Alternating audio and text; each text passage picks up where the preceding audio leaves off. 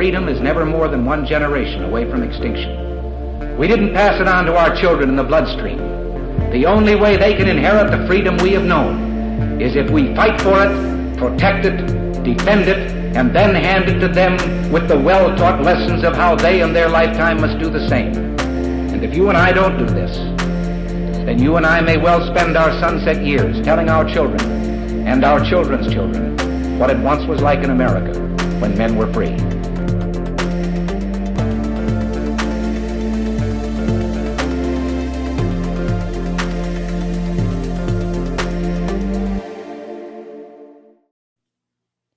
Hey, everybody. Welcome to episode number 277 of Gun Freedom Radio, where we engage, we educate, and we inform.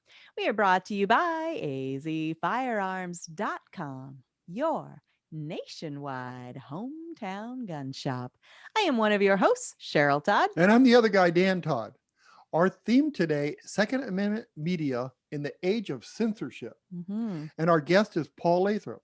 Paul is the Deputy Director of New Media for the Second Amendment Foundation. He started his work in Second Amendment Media as the owner and co-executive producer of the Polite Society podcast on the Self-Defense Radio Network, and now produces several shows on a regular basis.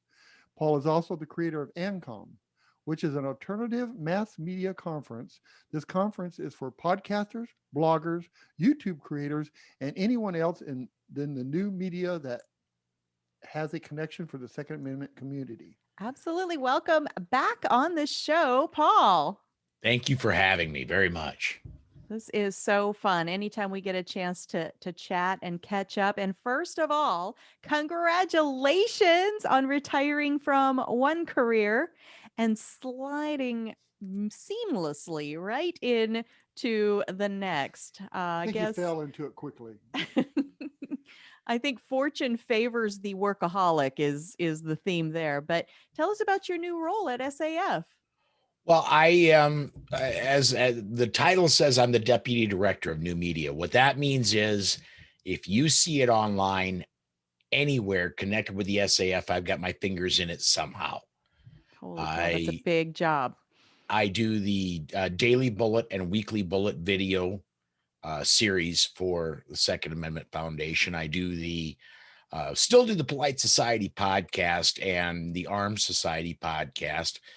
And then I have pretty much free reign over social media for SAF. If you see it up on social media, again, it's run at least around me.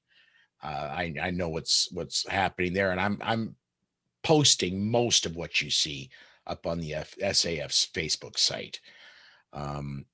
Just that, and I've got some writing that I do. I write for the GunMag.com, which is part of the Second Amendment Foundation companies. There's a lot of things that go under my name there. Well, Paul used to be a truck driver. Yes. And he had a logbook, and you could only work so many hours in one day. With all this job that you have now and all the things you got going, Paul, I think you're going to run out of hours. Oh, yeah. By Wednesday. Yes. Yeah. That's awesome. But anyway, that is awesome. And you're doing great work. And, we went to Amm-Con several times, and the things that you learn from this organization is awesome. Well, and now I'm not going to sell one of you too short. Cheryl actually does a lot of work with Amm-Con. Love it.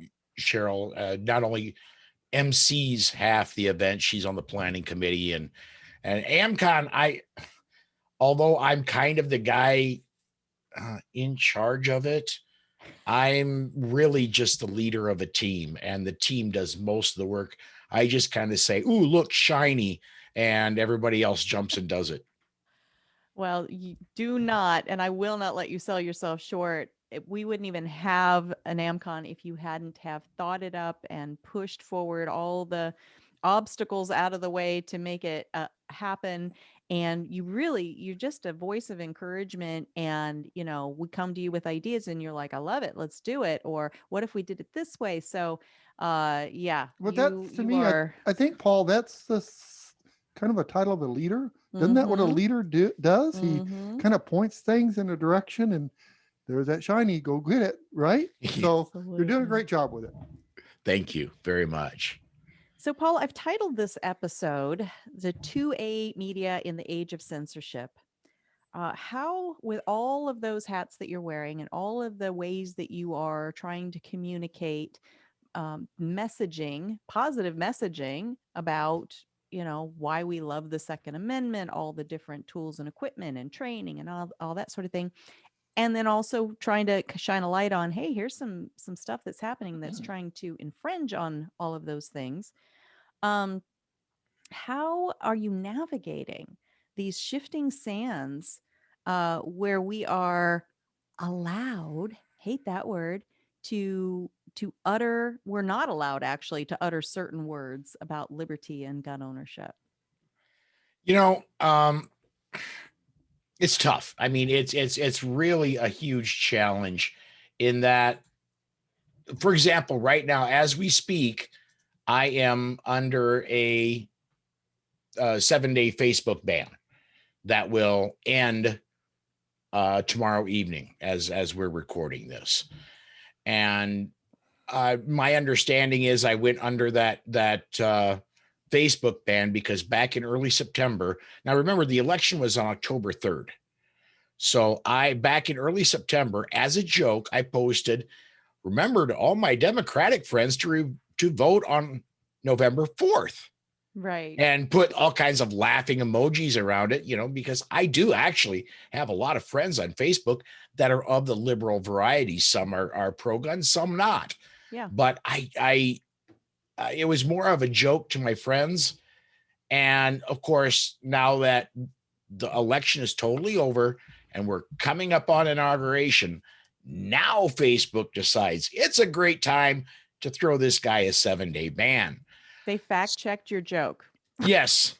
And then they banned you for having a sense of humor. This is Facebook. You're actually telling me they put you in jail for 7 days because you put the date for the liberals to vote as the day after the election? Yes. We are in trouble. We are in trouble. I mean, if your skin is that thin, we are in trouble. There was nothing about that. I remember the post, and actually I have a lot of friends that have posted similar things to that. I guess they're going to end up in jail. It's clearly done all in fun. It's a wink and it doesn't even matter if it's done in fun. It really doesn't matter. We're in trouble. No, it's true. Yeah. Well, here's what's going on. I do not speak for the Second Amendment Foundation. There are things going on behind the scenes that I'm not going to mention, but I do know we are looking at expanding where we're going with our social media beyond. We're not going to leave Facebook. Let's face it, the majority of the population of the world is on Facebook. We have a huge following on Facebook. We're not leaving, but we are looking at expanding into some other social media outlets, and we are doing the same with YouTube. We're looking at posting video in other places other than YouTube, but we're not going to leave until we're forced out. Right. And that's the thing is you probably will be forced out. When you said you're not going to leave, I don't know about that because they may make you leave. Well, and that's possible, but I agree with you, Paul. The format of our show is we're trying to reach people that they don't know where they land. Are guns evil? Are they amazing? We really, that sweet spot for us is to educate, inform, and engage people in the middle who haven't made a strong opinion yet. And Facebook is a good avenue for that. And so I think that's a good strategy to, stay until they force you, with a crowbar. They come in with that great big stick with the hook on the end and say, time to leave the stage. Yes, absolutely. And there's one thing, I don't know if your listeners and viewers are aware.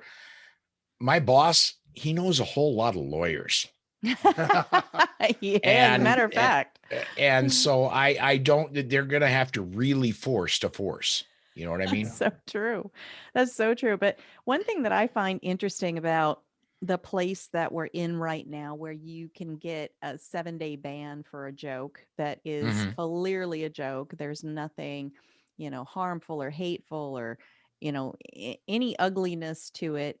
Um, is that it was not so long ago that we in the Second Amendment community were saying, look, there's something weird going on with my numbers, and I'm just not getting the same traction. I think that I'm being depressed in some way that for viewership.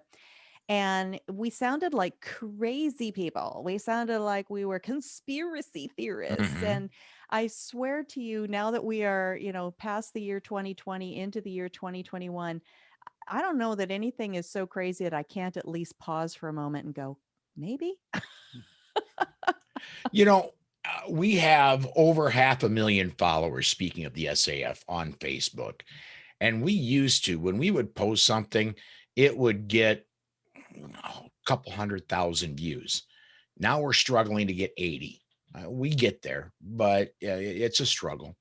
The videos that we post used to get monstrous views, but you know what? We're there, and even despite, since the election, we're growing on social media, and we're growing very well.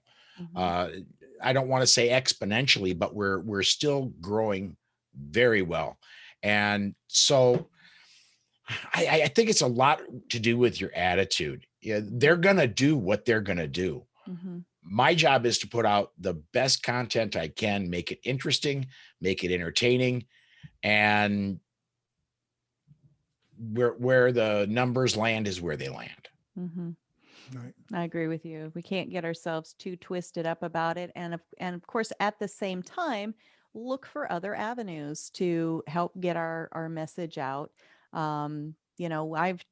I personally have at least signed up for Gab, Mhm. and I had put a profile on Parlor like right before it got yanked, so I don't even know anything about the platform or if it's going to come back. And um, I don't know. There's several brand new ones, or they're new to me at least, and so I'm scattered all over the place now, and I feel like I'm spending more time like, oh wait, I forgot to check MeWe because I'm on MeWe Mhm. too. But it'll take a while, but it'll all level out, I think, and then we'll have more ground that we're covered, Facebook and others, where before we were just comfortable, so no reason to explore other avenues, right? Well, I that's where I think, me personally, and I don't mean to sound vindictive, but once the ban ends, as we record this, it'll be tomorrow night, the ban ends. Um, I don't plan on posting to Mhm. Facebook anymore. I Mhm. use it as a tool, and what hurts the most is my messenger is shut down. But Mhm. a whole lot of people that I connect to in the gun rights world to do booking for, like the Daily Bullet or Polite Society podcast, I get a hold of through Facebook Messenger. Some of them I don't even have an email address for. Mhm. Um, I'm still going to keep Facebook when it's done personally, but if you want to see what I think, you're going to have to go to other outlets, Mhm. because freedom of speech on Facebook is non-existent anymore. And Mhm. and there are going to be people who say, look, it's a private company. They don't have to give you freedom of speech. And that's absolutely right. They do not have to. However, that makes them a publisher as well. And Mhm. we can get into what that would mean and through federal regulations and all that. But yeah, you can't have your cake and eat it too. If you're going to censor people, if you're going to make sure that only one point of view gets presented, that makes you a publisher, Mhm. not a public square. Well, and just like when I go to a restaurant, if they stop serving my favorite meal and start serving something else I don't like, you know what? I could just not eat there. I can Yes. go somewhere else. So, Well, I just don't understand a company like Facebook why they would alienate anyone as long as there's not a destructive, harmful content, which there is already, and they're not doing anything about. why would you alienate anyone? Because that'd be like in my store, if you have red shoes on, you can't come in my store. Right. I mean, what benefit is that for me? Mhm. I mean, they have money too. Mhm. So the only thing I can think of conspiracy wise Mhm. is that they're backed by somebody very, very powerful, which might be called the government or something that is forcing them. They might be being threatened Mhm. that if you don't do this, we're going to regulate this and regulate that. Mhm. The only thing I can think of, but as a business, I can't understand it. Hmm. Yeah. Well, let me let's explore that a little bit differently. Danny, if somebody came into AZ Firearms and wanted a handgun, and you were to give them a political quiz to see if you're going to sell to them, would that help your business? No, it would not help my business, and I would be denying somebody their rights. So it doesn't make any sense to me either. It seems that they're limiting the amount of look what they're selling to their customers. I'm not their customer. I'm what they're selling to their customers. Right. Yes. And by pushing me away, they're pushing away their income. Right. Their Yes. choice. But Right. Absolutely. That's what I don't get. I just don't understand it. So the annual Amm-Con event that we touched on a little bit earlier, just to Mhm. switch gears a little bit, it is designed to help bloggers and podcasters and people that are communicators to network and to learn from each other. This past year, COVID made the networking part difficult, and the new censorship might make it even more difficult to meet virtually, which is how we handled Amm-Con in 2020. Um, how do you think we're going to be able to get our message across in the most powerful way and to the most people coming up on the 2021 Amm-Con? 2021 Amm-Con is going to happen. The plan for it is to happen in person. We've just started in the general public. It's still in very early releases, but the vaccine for COVID is coming out. Call me a conspiracy theorist, but once Biden got put into office, we see that some of the California, New York restrictions are starting to lift. I personally expect by this fall for it to be almost back to normal, if not totally back to normal, social media wise. Yeah, let's hope. But the plan is to have it in person.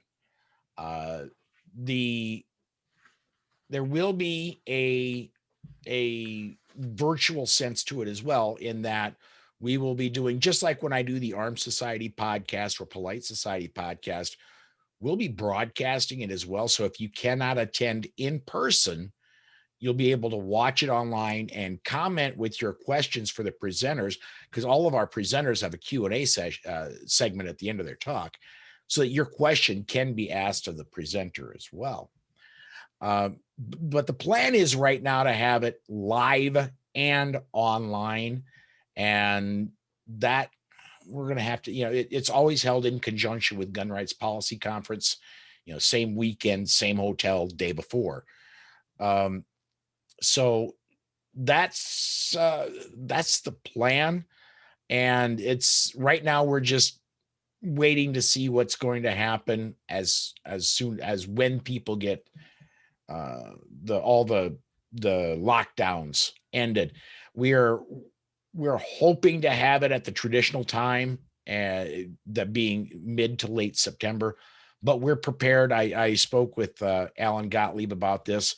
We're prepared to go out as far as mid-November if we have to, but we do want to have it in person, because the networking, especially with learning what we're doing at Amm-Con, when you're learning, the meeting in person and the networking is so critically important for the exchange of ideas that we did it virtually last year because we had to. But man, I cannot wait to get to do it in person again. Boy, me too. It's such a rich environment of people from, I mean, really, it's a microcosm of the gun community, if there even is such a thing as the gun community, because people come from every conceivable walk of life, every demographic group, race, creed, color, you name it. Political And persuasion, yeah. yes, the political persuasion, that part is so fascinating because that kind of helps challenge each other so that we don't just start echo chambering the things that we say. We've had a segment, I think every year of Amm-Con, or at least the last two, where it's preaching beyond the choir is kind of the Mhm. title of it. How do we communicate with the thought in mind of there are people out there that are listening that we're going to say things accidentally that become landmines for them, or so how do we not hurt our own message, and how do we help speak to people who come from a different culture that I'm not that familiar with, and so we are very mindful of that as the Amm-Con planning group. um, and what would you say, whether it's that or something else, what would you say have been some of the things that have come, one or two things that have come out of Amm-Con, kind of like that? Well, it was great in the moment, but here's something that was really, really long lasting, um, as an accomplishment that you feel like it wouldn't have happened if it wasn't for Amm-Con. Can you think of anything? Oh, wow. Um, I know several people that they were kind of around the periphery of getting into Second Amendment media. And let's talk a little bit about the attendees. With the exception of a couple of people who attend Amm-Con, the vast majority, and we're talking about 100, what was it, 110 people last time we met in Phoenix, attended Amm-Con. About three of those, and that used to be two. Now with me, it's three, are full-time paid Second Amendment advocates. Everybody else is volunteer, does their own thing. If they make money on it, okay, but most of them don't. But what I'm really jazzed about is that there are people who have been on the periphery. Do I want to start a podcast? Do I want to start a blog, or be a video creator? They just weren't sure about how to go about it, or if it really is something they'd like to do. They come to Amm-Con, they get a whole ton of information and get to connect with the individual people who, for example, I really like what Cheryl Todd's doing. I want to talk to her. Or I really like what Amanda Suffolcool is doing. I'll talk to her. Once they get there, then they decide, yes, it is something that I do want to do. And they've gone on and started their own stuff. And that's really, that's the first part of Amm-Con, making our media more effective, making sure that what you put out is the best it can be so it can be the most effective. The second part is encouraging more people to get in and making them effective. Because let's face it, the mainstream media is not going to cut us a break. No. They're gonna keep doing what they do. There has to be a way around them. That's us. And the reason Amm-Con exists is to make us as good as we can be. What I see is when I go to it Absolutely. is, and that's a great answer, Paul, but we see But people, but we see people charged up when they go there. hmm They get charged up. I mean, you've had a year of working, and a lot of stuff puts you down, and you're dragging your feet, and you're like, I don't know if I can continue doing this. And then you go to this group, Amm-Con, and everybody gets supercharged and gets them the fuel to go to the next year. That's what I think.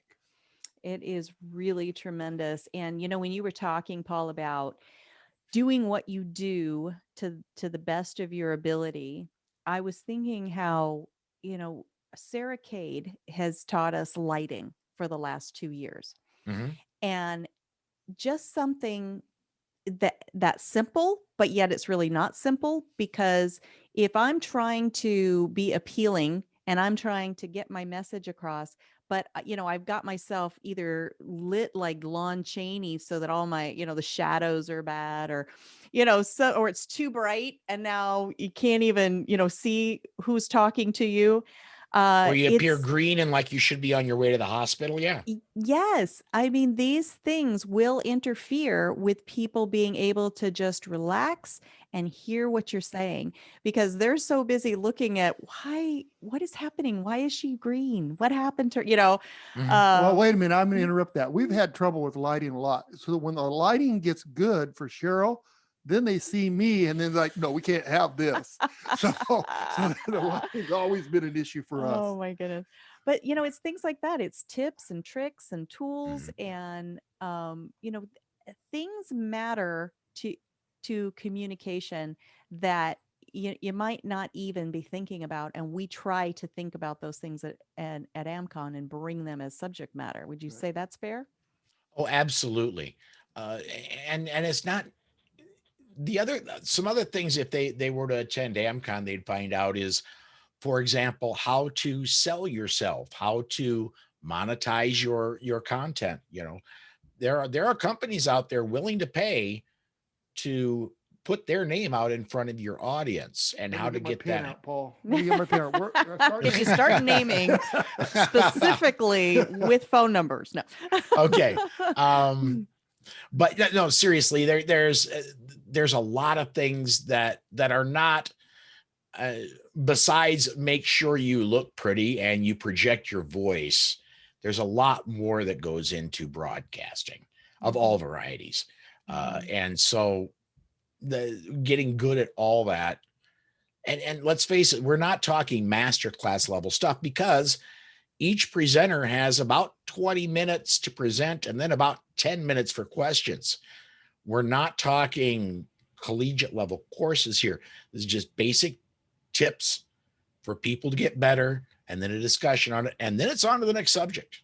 Yeah, but Absolutely. the good thing about going to the Amm-Con is that after the speaker speaks, then you can go and talk to them and get ideas Mhm. from them with Mhm. your Mhm. particular thing. So that's the networking is what's really good. Absolutely. So we are kind of in a perfect storm, I think, Paul, for something like Amm-Con to be so valuable and so extra valuable and so extra needed. We have 8.5 million brand new gun owners out there. Mhm. And it's probably even more than that now, because it's been a little while since I've checked that figure. At least 10 more from At least yesterday. 10 more from yesterday. Yeah. And these people are as hungry for connectivity, for information, for a social network, for all that stuff, for this brand new tool that they brought into their home. Because Mhm. the whatever number of those 8.5 million that we've dealt with personally at our guns shop, AZ Firearms, the vast majority were not people that were like, yeah, I always knew I was going to buy a gun. It's just a matter of when. The vast majority were people that are a little bit wide eyed, going, I can't believe that I'm actually buying a gun. I'm going to do it safely. I'm going to get training. I'm going to get safe and all that stuff. But like internally, I'm like a little bit like, I just didn't think this was going to be me. And here I am. So if we can reach them, so that's part of the perfect storm. The other part of the perfect storm is the political environment that we have just inducted, however I want to say that, Ensconced. ensconced, yes, an administration that has run on and promised to do whatever they can at any level, whether it's cultural, whether it's laws, whatever it is, to vilify guns and gun owners and change laws to make it harder for us to own those tools. So, I mean, what an amazing opportunity for a place that's teaching people how to message better than Amm-Con. Oh, absolutely. And I want to tee off on one thing, totally kind of off topic. You said that a lot of new gun owners. I have a feeling, 2020 said, "Look how many new gun owners we have." 2021 is going to say, "Hold my beer, watch this." I think It's we're going to have possible. an awful lot more coming in. I don't see anything as far as ammo and gun shortages until maybe 2023. We're going to be looking at tight supplies for one reason or another. We are. It's tough too. And the only thing that could slow it down is they stop it. the manufacturers can't make enough guns right now. Right. They can't. And But yeah, and to go back to your point, Cheryl, I'm sorry for deviating. When I very first started, I've always been around guns, but not so much handguns. And when I first started making that thought journey of maybe I should have a handgun, I learned about it through podcasts. I learned about it through YouTube videos. And I got to believe that a good amount of those people, of the 8 million, are going to be, well, maybe their decision got accelerated a little bit. Maybe they went out and got it before they started consuming the media. But now that I got it, maybe I should learn more about it. And that's at least my hope, is that we reach the new gun owners that way. right. Absolutely. And just as we start wrapping up here a little bit, you clearly value communication. You clearly value helping people to better understand their constitutional rights. We're talking about easily 8.5 million potential brand new people, like eager for communication, eager for information. If you could leave them with one thought, these first-time gun owners, what would you say that would be? I'm going to have to cheat. I'm going to have to leave them with two. The first one, if I could only leave one, period, always think safety first and get training. Mm-hmm. The second thought is, welcome to the community. Yes. We are glad to see you here, and become involved. You're going to find that firearms owners are the best people in the world. And especially if you can find people that are in the community that is into media, there is an exceptional group of people that are willing, no matter who they are, they're going to be willing to help you along with your journey. Wow. Beautifully said. I have to go backwards. That was beautifully said. Paul, I have to go backwards. A few minutes ago, you said that, you were a gun owner, you had long guns, but you didn't have any handguns, and that you decided to get a handgun. And so you went on YouTube and other social media networks to find out how to properly carry and do the things you do with the handgun, right? Mm-hmm. And then we have people like Facebook and YouTube that are starting to threaten us because we're doing guns on their networks, and we're doing it to instruct and make people safe. Mm-hmm. We're not saying go out and be like that video game that, that shoots people up and stuff. We're being responsible, and they are cutting us off because we're being responsible. Mm-hmm. How does that make sense? Yeah. It absolutely doesn't. It absolutely doesn't. How would you gather that information if you wanted to buy a handgun and you wanted to know how to properly handle the handgun? Where would you get that information if you couldn't get it from Facebook and YouTube? Mm-hmm. I would get it from a podcast. That's where I originally got mine from, was from listening to podcasts. Right. The other thing is there's other video places than YouTube. There's Full 30, there's Rumble, there's a lot of places out there. GunStreamer. There's a lot of places where videos are out. And just as it was when it's buyer beware, really. There were podcasts out that when I very first started listening to them that I wouldn't recommend anybody listen to, but that just as now, there's some really fantastic ones. Absolutely. And you find information where you can. Absolutely. Another platform is OpsLens, which is an app. It's not on the, the Google machine, whatever, but it's an app for your smartphone. And I was doing some segments on one of the shows on OpsLens a few years ago. And I was like, this might be an interesting person to come and talk to us at Amm-Con. And so that's another connection that, I was like, well, I wouldn't have known how to cause this to happen if I hadn't have worked out that way. So let's help others. So, and now both your show, I don't know how many of your shows, because you do a gajillion of them, but our show is definitely on Ops Lens. Yeah.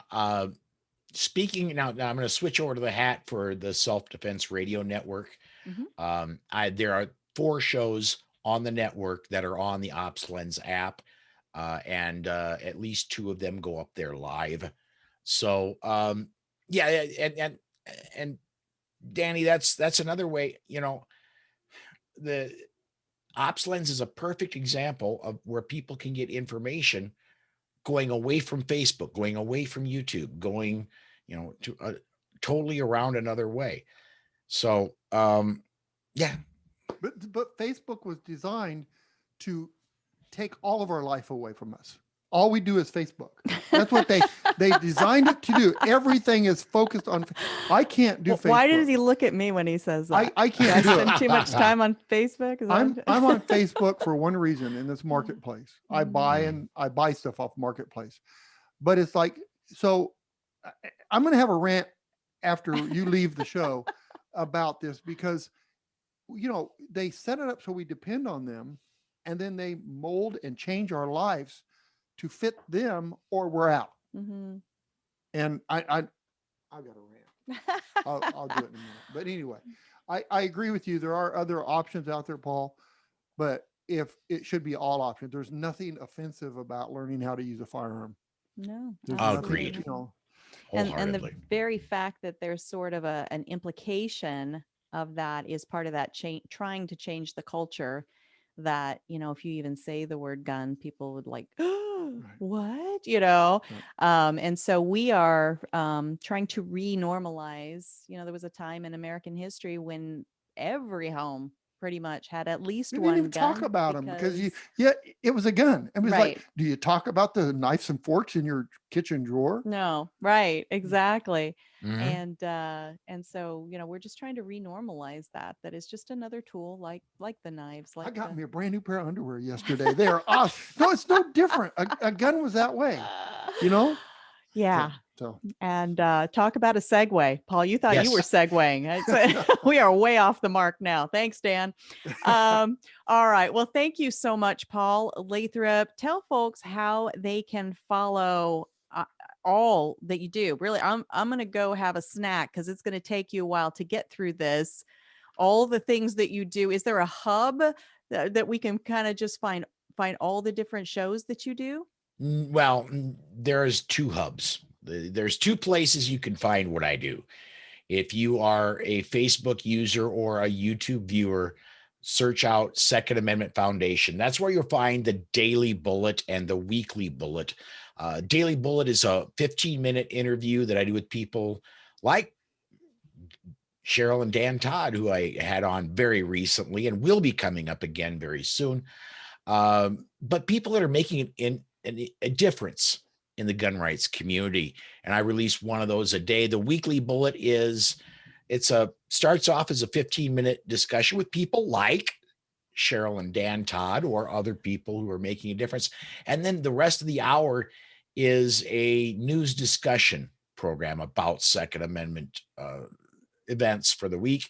And that happens to be at the SAF Facebook and YouTube. Everything else, the podcast, everything else, I'm going to point you to selfdefenseradio.net. Not only is my show there are 14 others, and we are growing, more to come soon. But that's where you can find everything else I do. So if you go to SAF on Facebook or YouTube and you go to selfdefenseradio.net, you've got yourself covered. That's everywhere everywhere that I am, you can see. If you can't find it, email me at paul@politicsandguns.com. Fantastic. Paul Lathrop, thank you so much for all that you do. You are an encouragement. You are somebody that supports everyone around you. I'm just blessed to call you my friend, and I know Dan feels the same. Thank you very much, Paul. Thank you. And I'm honored and blessed to call you both friends as well. Thanks for having me on. All right, Paul, thank you so much. Bye-bye now. Bye-bye. It was great. Paul is awesome. I'm glad he's on the show. He really has some great ideas, and he's an awesome guy. Really is. And the Amm-Con thing is such an incredible event and opportunity for people to learn from. And I love that the Second Amendment Foundation saw the value in it, and they Right. have supported it and been our main sponsor for, right from the get-go. Right. We have No, other sponsors that come on, here and there. US Law Shield has supported it.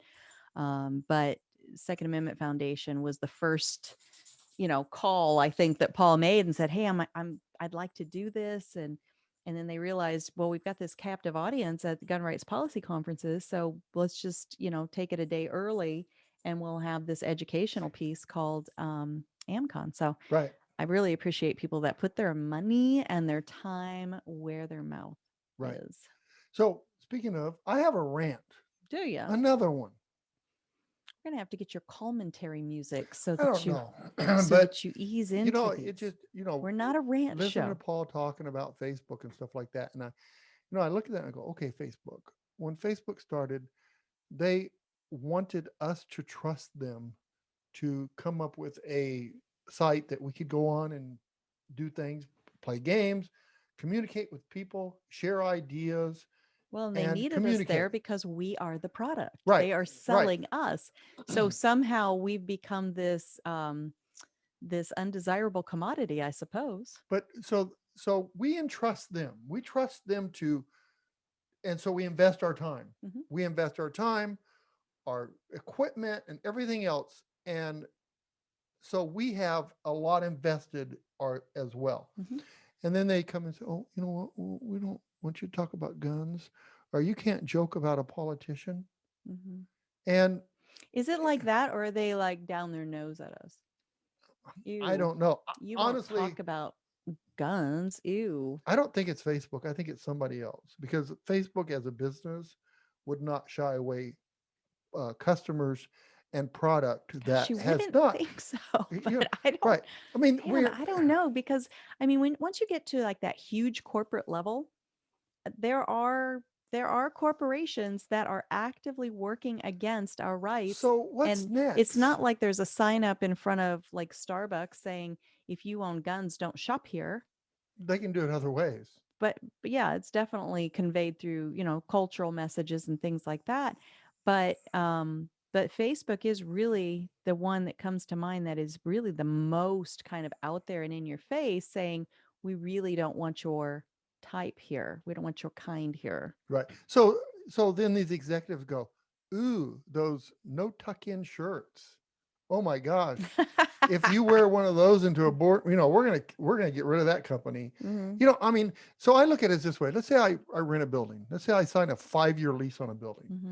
Hmm. Or I sign up for a year's contract on a radio show, Hmm. knowing that I do guns, knowing that I'm going to sell guns, Hmm. and then 6 months down the road say, "You know what? We don't want guns in here anymore." Hmm. Well, I bought the equipment, I bought all the time and everything else to get that lease or the radio show going, Hmm. and then they tell me I can't. Hmm. That's wrong. Yeah. So anyway, that's my rant. I just don't think it's fair. I think that they are trying to mold us into what they want us to be, Hmm. and that is wrong. Hmm. Um, Sort of like college professors, they Hmm. don't tell you the truth. They tell you what their ideas so Well, that you not all become. of them. No, I Not didn't, all of them. and not all media networks are the same either. Hmm. But they mold you into their beliefs and what they want. And the thing about with Facebook, it's so powerful. Not only colleges are powerful too, because as you can see, there are definitely colleges that are influence their students to be non-constitutionalist, Hmm. if that's a word. Hmm. And so there are some that are doing it. Hmm. So what comes to my mind is, it never looks or feels the same until we're looking at it, you know, from our own skin. Right. And so I'm sitting here thinking, man, if you, whoever you are listening, or you, Dan, or me, Cheryl, if we have ever othered someone else, Mhm. right? Like we put them in a category without really knowing the individual, or we've stereotyped in some, negative way. Is I guess if you stereotype in a positive way, I don't know that much harm can come from that, but um, it's called othering, right? Mhm. Us and them.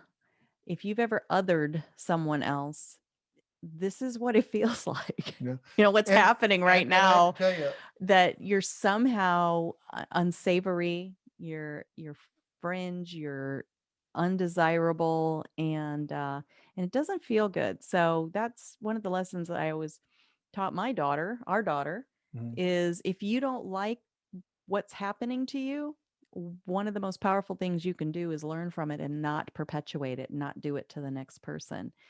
I and I don't think know we've all how that done it. plays out with Facebook exactly. It's not like we're going to be the Right. next I want to say Jeff Bezos, but he's the Amazon guy, but Zuckerberg. But in whatever ways that we can learn from that and not perpetuate the ugliness of it, that's at least something we Yeah. can do. The problem is, I think we've all done it in one form or another, Probably, and possibly. I'm ashamed of it. And as I said, like a business owner is like, why would I cut the hand that feeds me? Unless somebody came to me and says, I'm going to do some terrible things with this gun, Right. Well, or legally, something like we that. Right. But I'm just saying, can't sell that gun and you, wouldn't sell that you gun. know, we sometimes we have to come at AZ Firearms. Hmm. Sometimes we have to make a decision Hmm. on whether or not the person that's buying the gun is using it for what. At every gun store, And I right? have such a hard time with that, Hmm. because one is every U.S. citizen has the right to own a firearm, Hmm. and I am not going to be the police for them. Every But law-abiding right. So now it comes to citizen. the point: is the person? Am I misreading a person? Hmm. You know, if we feel that a person is not going to do good with a firearm, Hmm. we stop the sale immediately. Hmm. But sometimes that road is hard to detect. Hmm.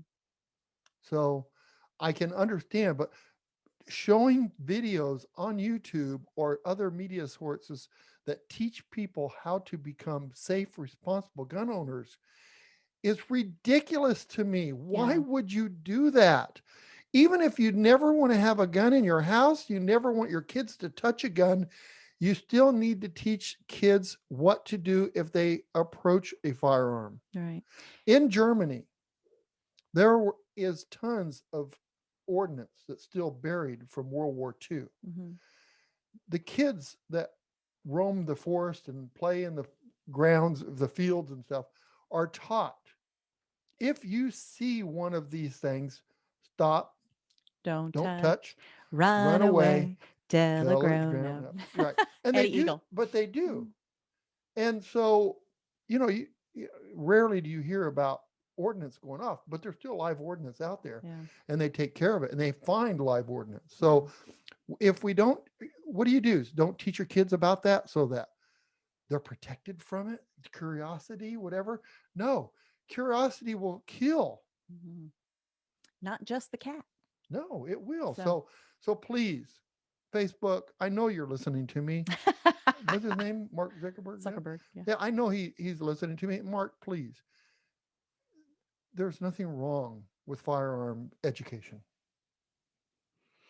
No, there's not. And there's nothing wrong with gun owners. No. There's nothing wrong with the tools themselves. So, um, anyway, it would be nice if people just really had more of the live and let live, and let me be curious about your life and what makes you different from me, rather than throwing up all these roadblocks to divide and segment people. But anyway, awesome, good comments. Well, it's disturbing. It is disturbing. Absolutely. We will talk many, many more times about it, I am sure, as everybody's trying to figure. I feel like we're having a Tower of Babel moment Right. where, in the Bible, in the Tower of Babel, suddenly God just caused everybody to speak a different language. And so they just, dispersed, and because they couldn't communicate with each other.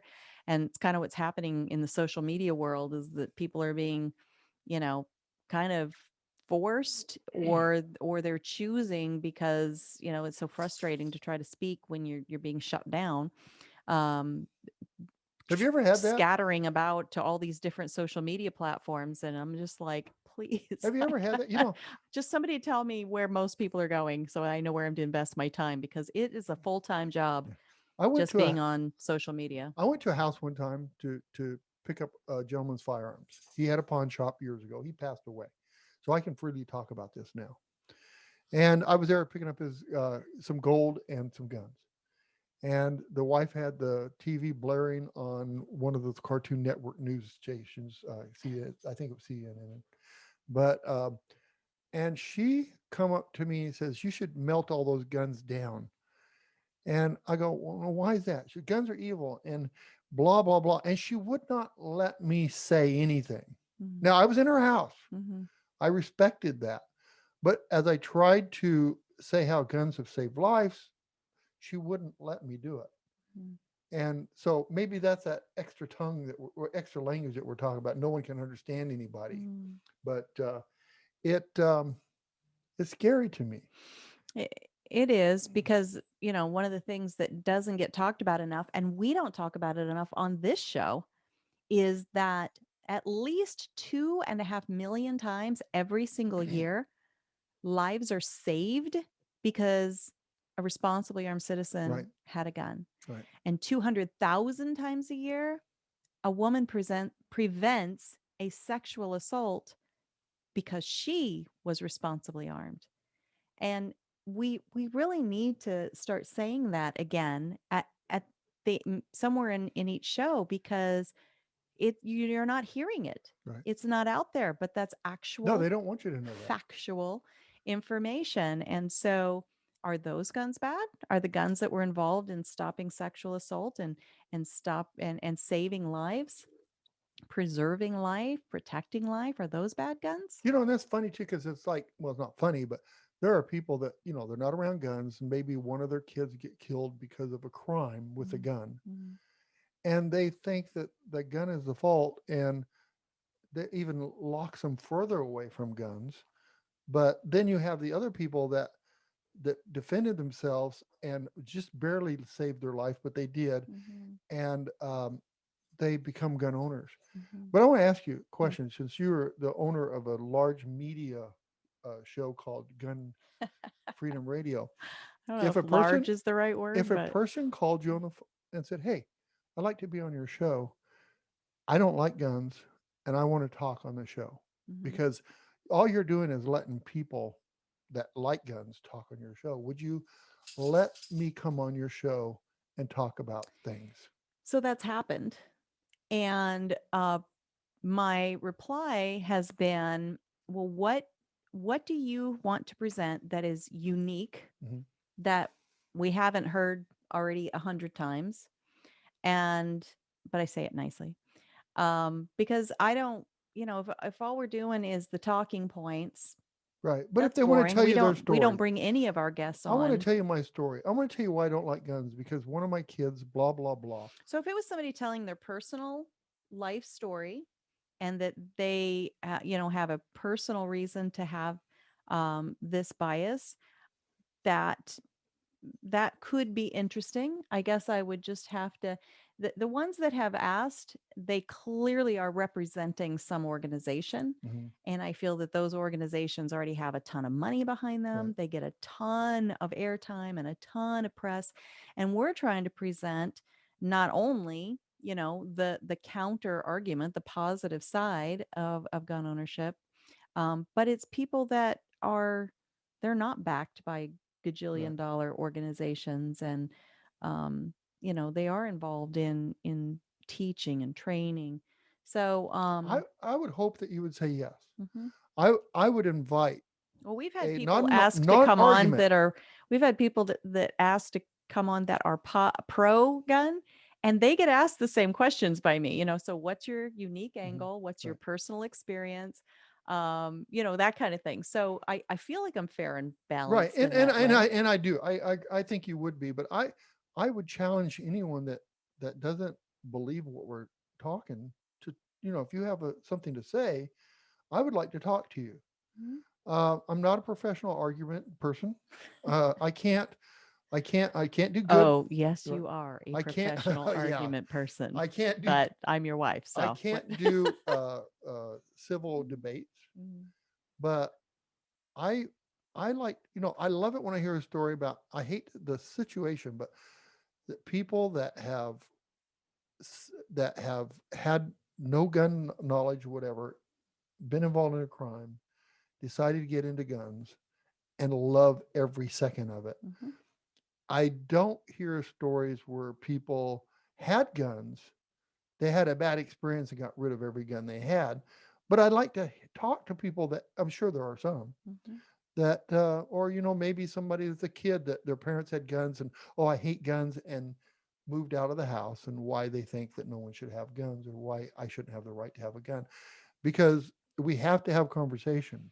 So, yes, we do. Absolutely, we do. And I'm thinking of a few examples in my mind um, that I feel like if the person were able to really effectively articulate their point, Mhm. that they very quickly run out of points. Yeah. They don't, there's not a lot of substance there. I hate guns because they kill people. Well, guns don't actually kill people. And what about all the times that people's lives are saved? I hate guns because I had this negative personal experience. Okay, and that's fine. You can hate guns, But but it's usually, it's the person. would you think that everyone has to, at the threat of law, adopt your thought process to hating guns? So Well, anyway, it no, seems wait. to me that generally if somebody has to articulate their fear of or hatred of or whatever that's negative about guns, I just feel like there's just not enough there that Right. would develop an entire conversation. Anyway, my But I, but mind I, is open and but I have to bring something up. Just 2 days ago, Mhm, I picked up some guns from a gentleman. He lives alone, but he has a girlfriend, mhm, and his girlfriend doesn't like guns. His girlfriend was married before to an abusive guy, and he told me the example. He said that he said so she saw the guns, and she said my past husband was very abusive, and he misfired. He shot a round off in the house, mhm, not at her, but just shot a round off. And so now she's terrified of guns. mhm, Well, that's the kind of person you want to talk to, mhm. Well, right? absolutely. And that's, I mean, she has a trauma. There are ways to Right. deal with traumas of every sort. And so anyway, yes. And I mean, I don't negate her trauma in any Right. way, but But it's the I would person encourage again. anybody that's been through a trauma and has created a phobia, or a phobia has been created in their life, to be proactive about it and work through it. Right. Don't let that own you. Don't let that hinder you. But that's not an on-air conversation. That Right. would be almost like using my psychology background and counseling them. But anyway, awesome stuff. We've got to wrap up though. We are probably way long. But thank you so much to Paul Lathrop. Holy cow, busy guy. He makes me feel lazy, Yeah. right? And Second Amendment Foundation that has put him to doing excellent work. Thank you to them. Thank you to all of our listeners. You all are amazing. You could be anywhere doing anything, and you chose to spend this time with us, and we value that beyond measure. If you have missed any of our shows or want to go back and replay them, or maybe even share them with your friends, that would be awesome. Go to gunfreedomradio.com, click the on demand tab, and You can binge listen to your heart's content, darling. I never say darling at the end of that. You just I did. You just said it. literally never say that. What? I'm not falling for it, You already did. darling. Anyway, so You and if turn you into a 1934 movie star when you say that. oh, do I? Now, do we say it? Maybe next time. Tune in next time to see if Cheryl actually says darling at the end You of. just said it again. All right. I'm lost, but I think I'm She wants saying to say, until next time. pray for our nation. Pray for our nation. pray for our leaders. All of them. Politicians. All of them. Politicians. Pray all for of them too. All the politicians. How about the ones you don't like? I don't have any leaders, but even the ones I don't like. Even the ones you don't like, especially the ones you don't like. Be good to each other. Have a great week. God bless. God bless. Bye-bye.